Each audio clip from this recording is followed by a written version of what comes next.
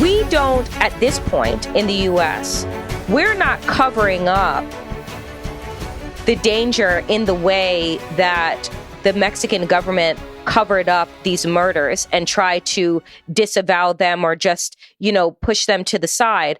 But what American media, Katherine, in my opinion, is doing is downplaying the rise of violence in this country, which I think is just as dangerous. And so I want to give you, the opportunity to kind of, what dots do you see that you see very clearly that should be connected between the rise and the rampant violence against journalists in Mexico and what we are seeing as just this, the man that attempted murder of the Speaker of the House and her husband, he's just crazy. He's just a lunatic. We're not going to connect that to the death threats that CNN was receiving or the bomb threats. We're not going to connect those dots to other ways in which, political opponents and the attempted kidnapping of a governor.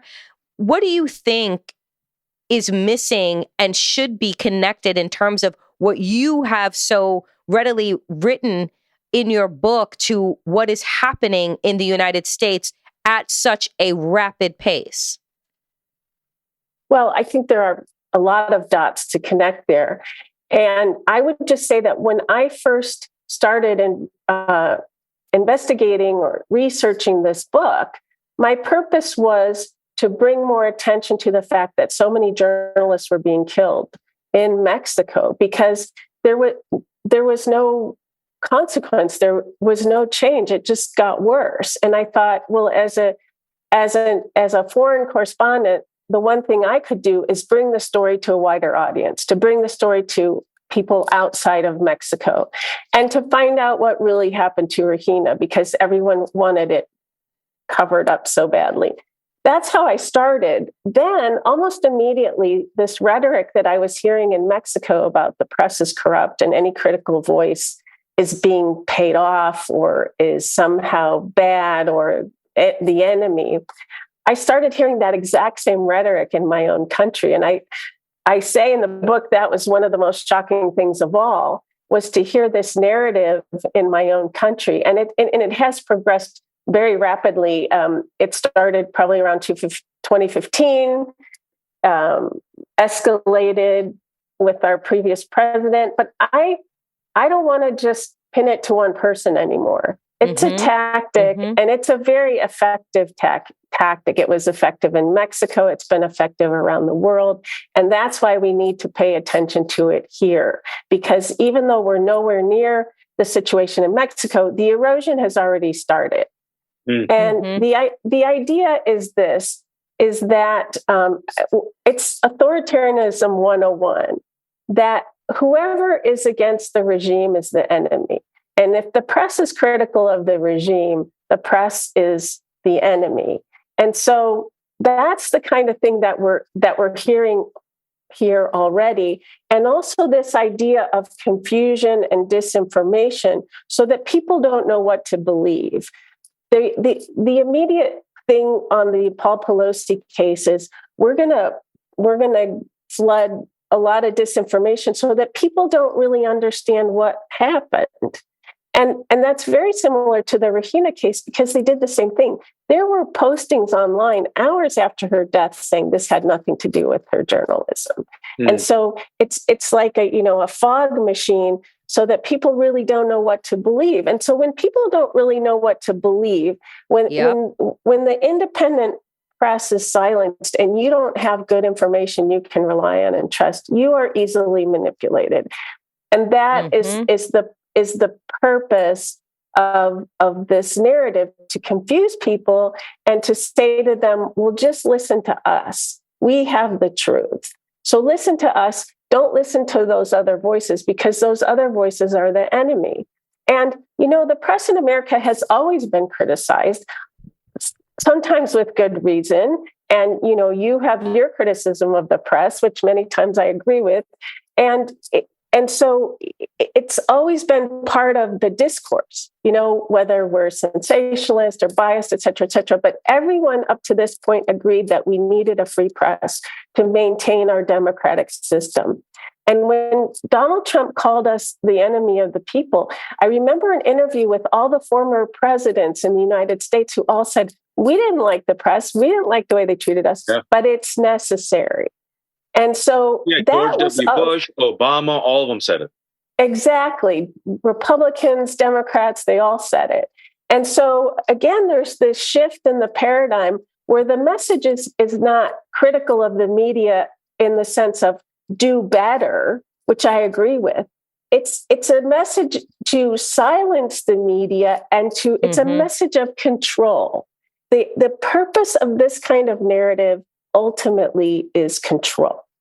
And, Katherine, what you're saying, it's such a terrifying parallel to what we're experiencing the week of this recording, right? Rahina, independent journalist who did her job, was brutally murdered by those in power for speaking out against power and the abuse of power. They demonized her. They promoted salacious misinformation. They flooded the zone with bullshit, to quote Steve Bannon, right? People are confused. Oh, I think it's a break-in. Oh, I think it might be an ex-lover. Oh, she's a woman of ill repute. Is it due to corruption? I don't know. This week, what we see in the few days after the attempted assassination attempt of Paul Pelosi and Nancy Pelosi, who thankfully was not there, even though we have the confession of the attacker who said he came there to potentially kidnap her and break her kneecaps, right? He follows right-wing news. He posted about it. He's a QAnoner, conspiracy theorist. It's all there. All the dots are connected. The day that this gentleman was arrested and we found out that he was influenced and radicalized by the right wing to carry out what thankfully they could not do on January 6th, where they came to kill Nancy Pelosi and Mike Pence, we saw the zone being flooded with bullshit, conspiracy theories, underwear, gay lover, false plot. And now you're seeing them making fun of it. And now you're seeing this seeped out in the mainstream and people are like, oh, I don't know what happened. Was that his gay lover? Or was that was he really a right-wing assassin? Or I think it was just the left wing making this stuff up. And you're seeing many of our colleagues voluntarily cede the ground, bend the knee, to engage in a both sides false equivalence because they don't want to be biased. And me and Danielle sit here and we're like, we see the story of Rahina Cruz. We see the story of Jamal Khashoggi, a U.S. resident and journalist for the Washington Post who was brutally murdered, dismembered on behalf of MBS in Saudi Arabia.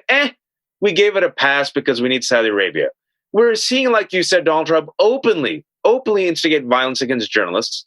And now we're seeing what's happened with Paul Pelosi. And yet you're talking about power and control. And I'm seeing much of the press, Katherine, voluntarily cede control and power to what I think is a radicalized minority that literally has a target on their back.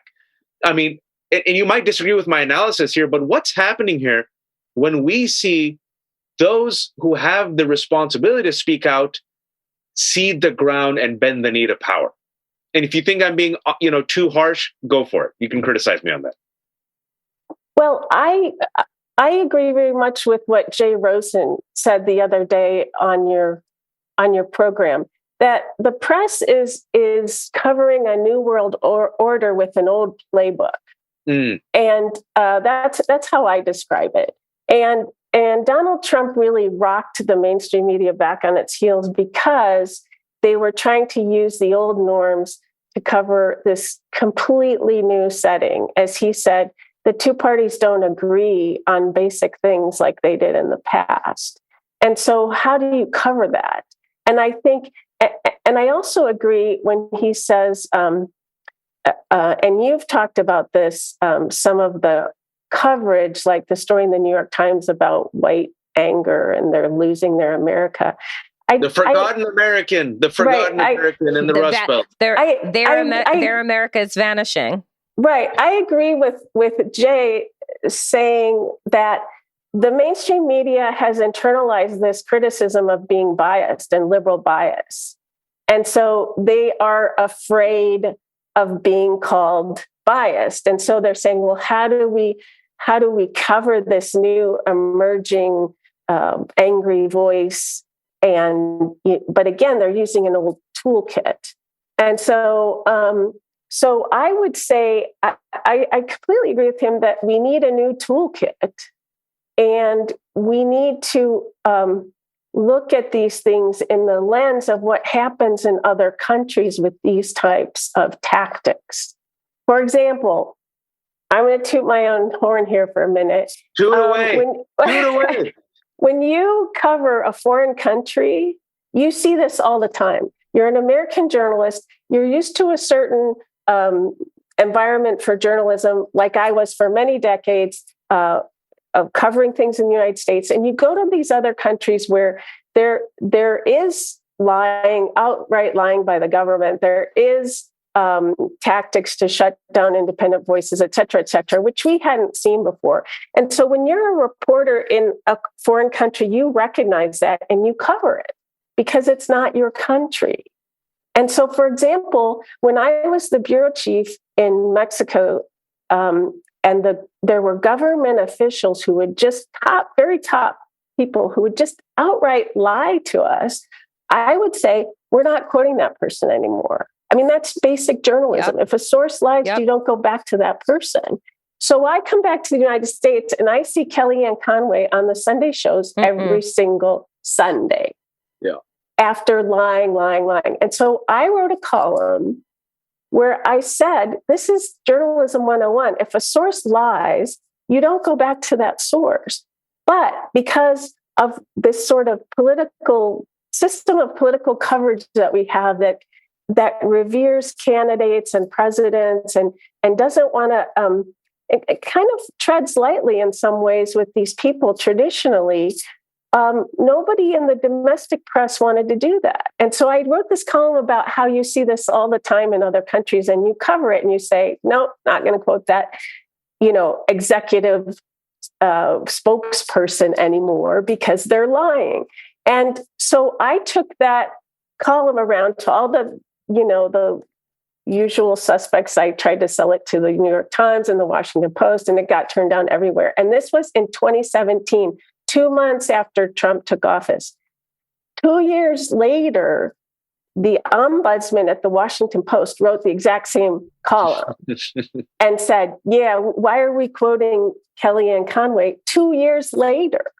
And I just feel like that there's been this timidness to somehow challenge our leaders like we're accustomed to in any other setting in any other country.